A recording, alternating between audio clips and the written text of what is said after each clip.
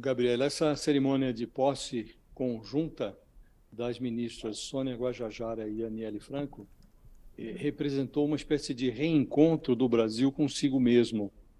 Muito, muito, muito simbólica, muito expressiva. Houve festa, houve música, música indígena, samba, mostrou uma aparência festiva com a qual a gente não estava se desacostumando, né?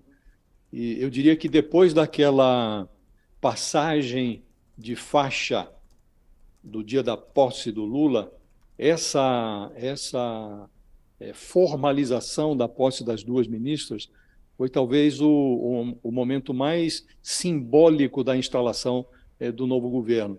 Você se lembra que no dia da posse o Lula subiu a rampa ali do lado de um grupo muito representativo da sociedade brasileira, né? Ele foi como que presenteado pelo Bolsonaro com a sua ausência, e ele substituiu esse antecessor tóxico por uma comitiva ali, por uma comissão que incluiu um cacique, né, o Raoni, que está agora com 90 anos, havia ali um artesão, um professor, um metalúrgico, um ativista de inclusão social, uma catadora de material reciclável, né? Tinha um menino de periferia, um menino negro, uma cozinheira, e até a cadela, a vira-lata Resistência, subiu a rampa ali, né? Tudo isso junto, tudo.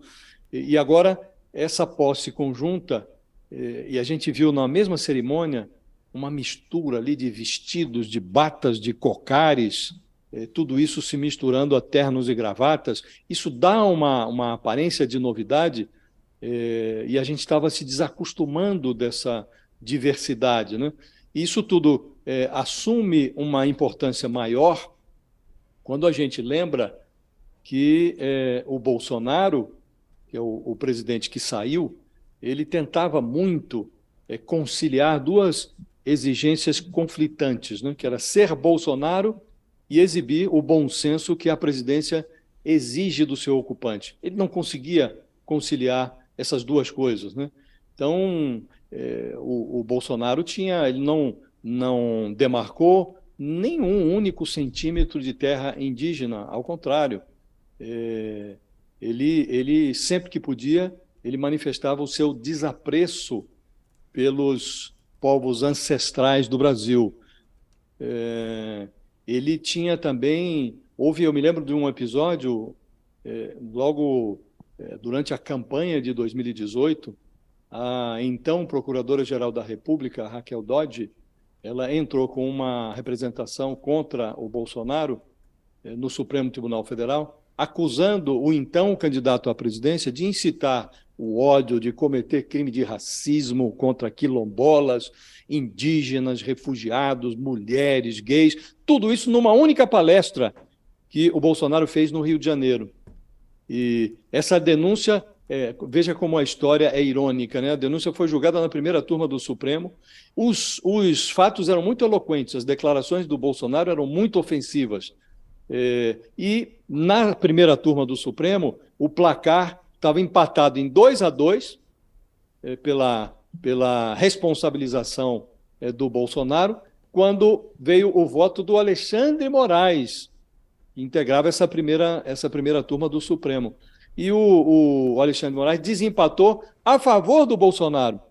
Ele taxou as frases do Bolsonaro de grosseiras, vulgares, desrespeitosas, mas sustentou a tese segundo a qual o direito à crítica, sem extrapolar a inviolabilidade material que cada parlamentar tem, isso era um direito do parlamentar, que ele tinha o direito de criticar, ainda que fossem vulgares as críticas.